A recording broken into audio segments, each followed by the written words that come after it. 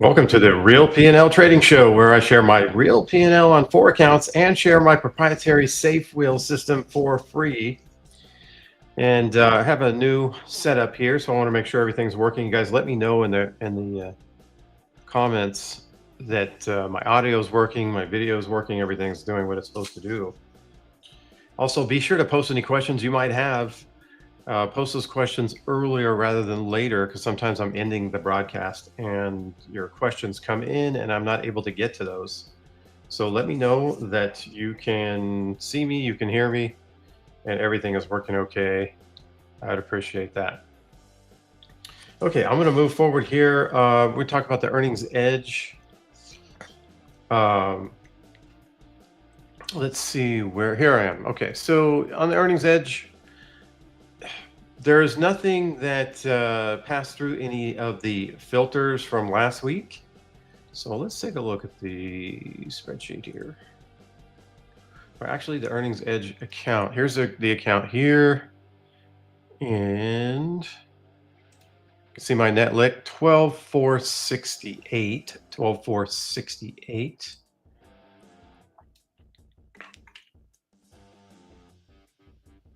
And 12,467. So it's pretty much the same. 12,468. And what is SPY trading? Man, this thing has just shot up. 563.61. I think they said that the market has had its best bull market period in the last 20 years. It's like topped anything else in the last 20 years. So it's definitely shot up significantly from its lows. I think it was down about 14 or 15%. And now it's not even hardly down at all, only about 4% down on this year. But let's look at the earnings edge. We can see how it did in 2022, outperformed the market by about 80%. 2023 underperformed the market by 7%. 2024 underperformed the market by about 50%. So not so good last year. And then this year outperforming the market by 100%. And overall with the earnings edge, up 149% since inception of January 2022. And the market's up 18.66% since that same time frame. So the market's only up 18.5% since the beginning of 2022. And that's based on SPY. Of course, I don't have the dividends accounted for in there, so it's a little bit higher than that. Okay, let's go to the next. So there were no trades for the earnings edge. So let's go to the PL5 Pro. Let's go into that account. This one's been struggling. And I think it's going to turn around now, but it's been struggling. And I've actually updated this trade plan based on what happened here in 2025. I'm actually going to have a video coming out later this week that's going to explain all of the details of the update and all the research and everything that I did. So this one is 411,317. 411,317. This account's been struggling. 411,317. So you can see I'm down 12% on this particular account. The market's down 3.4. So I'm underperforming this year. But last year, the last 6 months, I did about 16%. The market was up 6.65. So overall, the PL5 Pro is up 1.83% and the market's up 2.66%. So just barely underperforming, basically at a break even with the market since July 19th, 2024, when this system started, since the inception of the PL5 Pro. And I'm actually going to do another update to this system. So this one will, it'll be a little bit different, slightly different on how it manages crashes, but everything else is going to be the same. So a little tweak to the system there. Okay, and let's talk about the PL5. The PL5 I have in my Interactive Brokers account.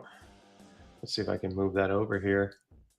I can't show you the entire thing because then it'll show my account number. So here I have 3446. 3446. So it's up from last week.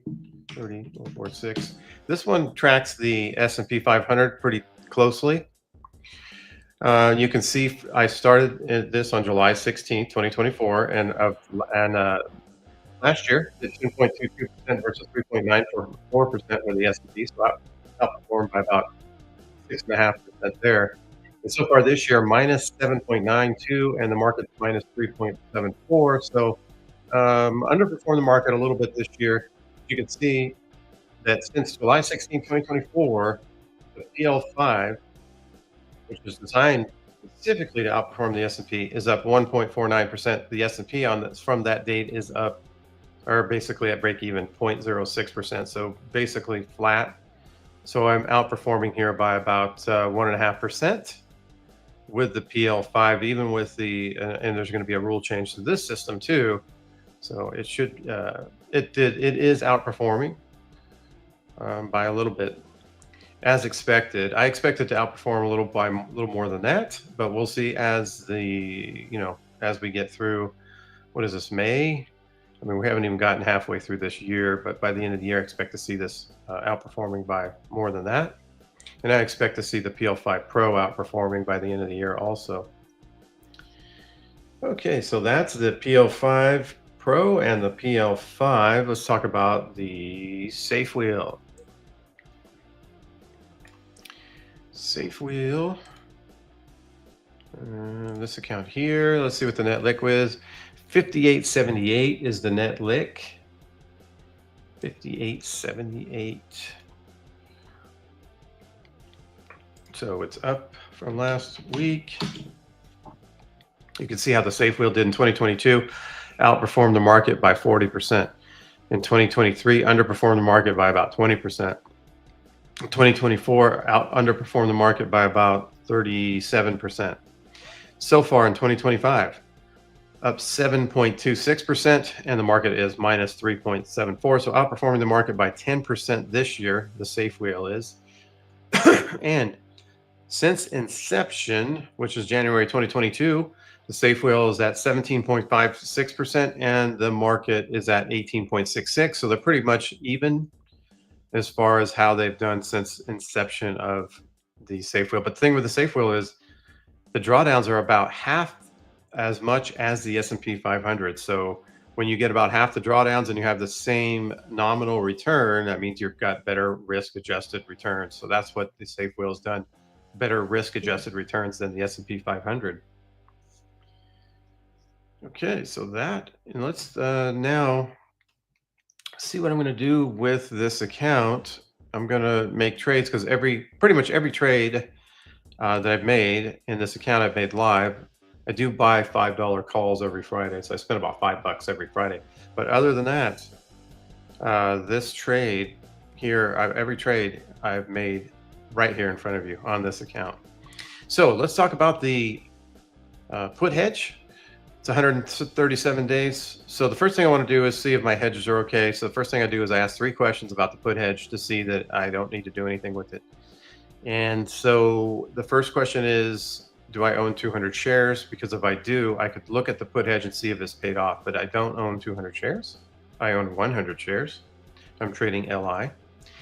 The other question is, how many days do I have left? If I'm under 100 days, I would move out of this, but I'm 137. And then the other one is my strike price within 70% of the price of the underlying. So let's see if I am, because my strike price is 22. So 22 divided by, so I have my new computer up. I don't know how to get to my, see if I can get to my calculator really easily here. If not, yeah, there it is. So 22 divided by, what are we, 2506, 25.06. That's within 87%, so easily within 70%, nothing to do there. I have my long call here that I paid for on Friday. I paid $5. It's worth, it went up. It's worth about 24 cents, $24 now. Okay, so my hedges are good. Now I'm going to run the traditional wheel, and I own 100 shares of LI at the $26 strike. So can I sell a covered call? Because I want to get at least 25 cents or $25 for that covered call. So let's see if I can sell a covered call. And I want to do it in the nearest expiration, the one that expires on Friday. That's where the most of the this premium here is going to expire at the end of the week. So I like to trade this premium. Okay, so looking at, can I get 25 cents? I cannot at the 26.50, but I can at the $26 level. So I'm going to go ahead and sell one call here at that $26 level, mid price 32 cents. So collect around 30 bucks. Let's see if I can get that filled. I might have to move that down. Oh, the mid's now 30.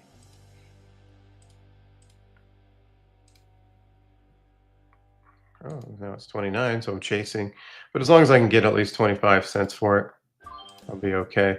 Okay, so I filled there, and so collect another $29. So I'm always collecting premium with a safe wheel. You're always collecting premium every single week. You are collecting premium no matter what. So I don't need to do anything else. Just running that traditional wheel. Sold the covered call. Easy. And notice that the market had crashed earlier or last month, and this system actually come out ahead. So it's pretty much crash proof. That's why it's called a safe wheel. If you're running the traditional wheel, you're not crash proof at all. The traditional wheel is basically a long play, right? And so if the market goes down significantly, you're most likely you're going to go down with it, and you're probably going to go down more than the market with the wheel strategy. But with the safe wheel, market crashes are not a bad thing at all. In fact, actually come out ahead. Okay, let's see what's coming on here with any comments. Some guy says he's first. Yeah, I'm not sure where Mr. Shovel is today. And some guy says, I can see and hear you. Thank you. I appreciate that. Kevin says, good morning from Lakeland, Florida. Good morning, Kevin. FamTab says, good morning. And Will says, how's it going? How you doing? Well. And Will says, what do you think the PL5 isn't performing? Why isn't it outperforming SPY at the moment? Well, when we came into, okay, there's been about last month was the 5th crash that we've had since 2015. And all of the 4 crashes, the PL5 performed excellent, no issues. But this particular crash, it did not perform well. You could see the results. And so I had to go in and take a look at why did that not perform well? What happened? Why was it different? Why was this crash different than the other crashes in terms of from living from the PL5 perspective? So I did some extensive research on that and figured out why that happened, why it was different. And because I had my worst case scenario set based on the 2020 crash, because that was the worst case scenario that could happen with the PL5. So I made the rules around that particular crash. But then another crash came, the 2025 crash, which became the new worst case scenario. And so what I had to do is I had to take something that tweaked and worked in the 2025 crash, but also I had to after I made that tweak, I had to make sure it worked good through all the other crashes. And then I got to take all that, and then I've got to back test it through all the other scenarios too, to make sure that it works throughout all the other scenarios. But the only tweak I made was during a crash type of a tweak. I didn't tweak the whole system. So all the results that I'm getting throughout the other parts, in the bull, the sideways, and the grind down, those are all the same type of results, the same program, the same trade. But with crashes, the trade's different now, and actually it's a lot better. And actually, when I made that tweak and I went back through all the other crashes with that tweak, it actually performed better in all those other crashes with the tweak that I made. So I'm happy about the future of the PL5. I'm just not real happy about the present being down about 16%. That's a heavy drawdown. I'm not used to those kind of drawdowns. That's not something that I will accept, that I'm willing to accept in the future. So I made the tweak and the changes to that. Is it just a lag of something, or did something didn't behave like the back test? Yeah, so I hope I explained that, and that's a good question, and I appreciate that, Will. Will says, "Are you sure the new rule changes will be better for other situations, and it's not just a good rule change for this year's market?" Yeah, exactly. So that was the problem going in. I tried option number one, that didn't work. Option number two, that didn't work because option one worked for 2025, but it didn't work for the other crashes. And option two was the same way, where it worked for 2025, but then when I went through the other crashes, it's like, whoa, no, can't do that. But option number three that I tried worked better in 2022 and better in all the other crashes, and it's a more simple trade. So yeah, I'm excited about the future about the PL5 and the PL5 Pro because it's even better than it was before. Will says, if someone wanted a more fundamental understanding of the level 5 trading, what product do you offer that gives this, the best gives this, or should they use the program from the person you learn from? Oh, the person I learned from doesn't have, they don't necessarily, um, they have a lot of different particular trades and they don't really go super deep into those. I go super deep into my trades. Um, so that's kind of the difference. And as far as level 5 trading, it's basically level 5 really just means you're selling premium, right? Because there's an edge when you sell premium. But the problem with selling premium is when the crash comes, that volatility spike, you get hurt really, really bad, 30, 40, 50, 60% drawdowns. So you want to be hedged. So you really want to be selling premium and being hedged at the same time. That is a level 5 trade.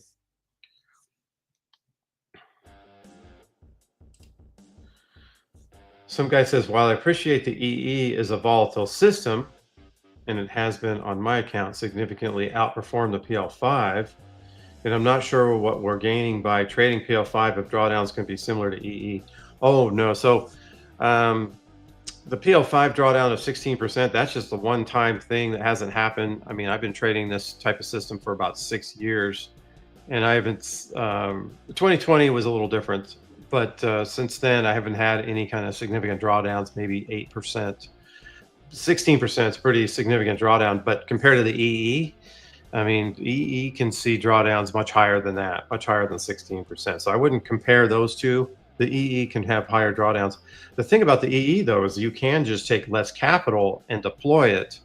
And so your drawdowns obviously would be, so say you have $100,000 and you just deploy $10,000 into the EE. Well, yeah, you can control your drawdowns there, but you won't get quite the returns either.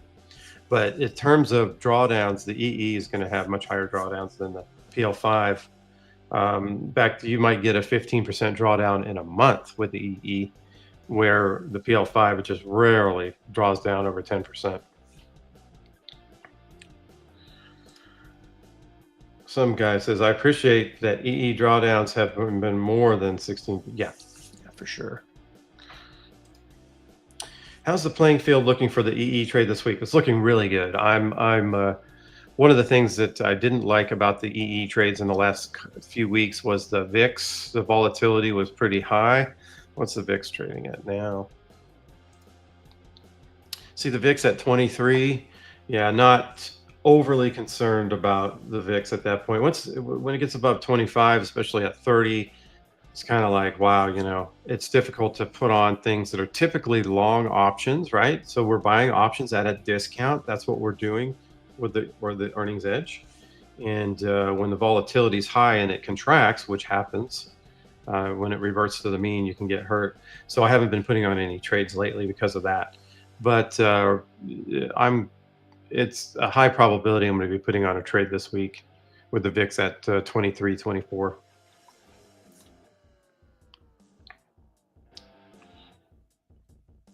Okay. Less is more. What do you mean? I'm not sure what you're asking about what I mean. Let me know a little more detail. Will says, thanks for your time and transparency. As always, happy Cinco de Mayo over in America's Mexico, California. Yeah. I think Cinco de Mayo is not even a real holiday in Mexico. I think it's just a holiday in the United States. I'm not sure. I heard that last year. But yeah, this is America's Mexico, California for sure. All right. Any other questions or comments? I definitely appreciate you guys asking me questions about the PL5 coming out this Thursday. You're going to see all the research that I did. I have a video coming out on Thursday, which will go over a lot of details. It's actually, you can learn a lot about the PL5 in that particular video coming out on Thursday. And it's talking about all that research that I did in terms of how to tweak and improve the PL5 because the 16% drawdown for me is too much. I mean, 16% drawdown is not that big of a deal, to be honest. And with most trading systems, especially options traders, man, those guys doing the level 4 trades, I mean, they see 16% drawdowns every other month. I mean, that's no big deal to them, but for me, it's a big deal. So I got to make changes, and I did. And you'll see all the research and everything I did. And Will says, make sure to hit that like button. And I'd appreciate it if you hit the like button. That would help me out, helped out the channel to grow. And one thing is I share my net liquidation every week. So I share my portfolio on a consistent basis. And that's what I'm trying to do in this industry and change this industry. I mean, what these people guys are talking about, how to trade, how to make money trading. And they consistently talk about it all the time, these options traders, but they never share their P&L of their portfolio. It's like, doesn't make any sense to me. And so if that doesn't make sense to you either, then hit that like button. That will help this video to get out and grow and get out, and we can get some new people. And so they can learn, hey, do you really want to learn from people that don't share their portfolio P&L, that don't have a track record? Do you want to learn from them? I say I would not. I would say that you need to prove that you're a profitable trader before you want to teach other people. And yeah, I know I'm not profitable this year. I'm not going to hide from that. But this year's not over, number one. And number two, I've been profitable for many years trading the system that I have. And Will says, also do it for the video to help it out. Yes, I appreciate that, Will. And I appreciate you guys coming in. And I'm going to go ahead and wind this down. And I always like to say in parting, if the P&L is not real, what else are they trying to conceal? I'll be back next week, and I appreciate you guys.